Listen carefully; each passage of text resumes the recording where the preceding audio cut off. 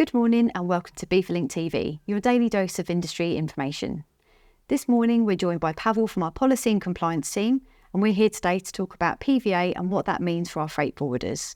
First of all, welcome Pawel. How are you doing? I'm not too bad, thank you. Good morning, Natalie. Good morning, everyone. Can you first of all tell us what is PVA and what that stands for?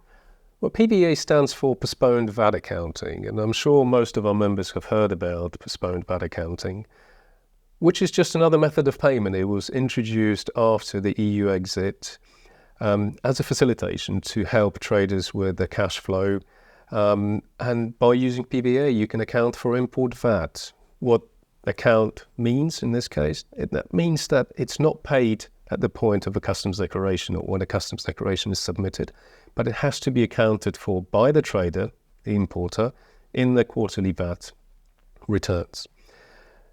PVA is different to other methods of payment to a degree because it only applies to VAT. The duty deferment account, which we all know and we've been using for many years, could be probably likened, I would say, to a credit card. When something is accounted for, then you have a payment period. Cash payment, that's very similar to your debit card payment. PVA, as I said, is a little different because there is no payment as such.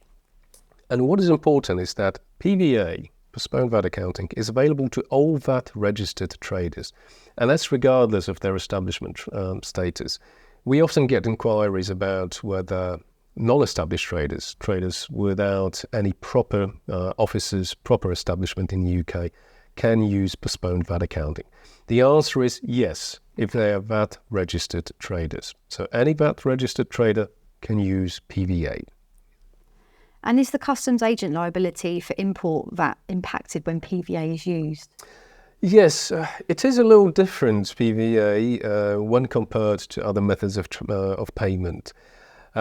Most importantly, members should remember that duty and import VAT are usually treated in a similar way when it comes to enforcement. So both import VAT and duty are treated as a customs duty for the purposes of enforcement.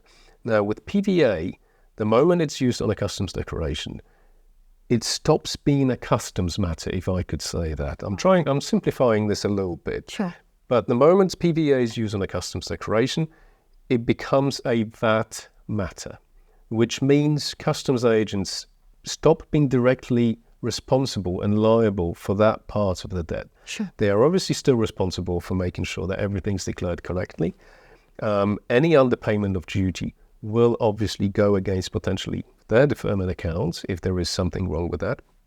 But when PVA is used, they are not directly liable. And that applies to both direct and indirect agents. So if you're acting as an indirect agent who's used PVA on the customs declaration, the assumption is that you are not responsible for the trader to meet the VAT obligations. I see. In this country, we have no tools to check that, which is obviously one of the reasons why we cannot be held liable for something that we cannot enforce. Sure. So that's the logic behind PVA. Okay. And what should Beef members remember when PVA is being used? Well, members should remember about the due diligence. And we always say that, and I think we will be coming back to due diligence again, and we'll probably do it again and again and again, because we can't emphasize the importance of due diligence enough. But most importantly, members need to be empowered. They have to be clearly instructed in writing by their customers to use PVA. Members cannot assume, customs agents cannot assume that PVA should be used. They have to do their due diligence. They have to make sure that the customer is VAT registered. And I say that it's very important because the validation procedure in CDS at the moment cannot be trusted. It actually doesn't work. Right, okay. So if you use PVA, if your customer has instructed you to use PVA, make sure that your customer is VAT registered. You have the instructions in writing. It clearly specifies PVA as a method of payment for import VAT. And these are the most important things for our members to remember about and for our members to actually enforce in the procedures. Sure. So as well as all those other things, is there anything else that still needs clarifying about PVA?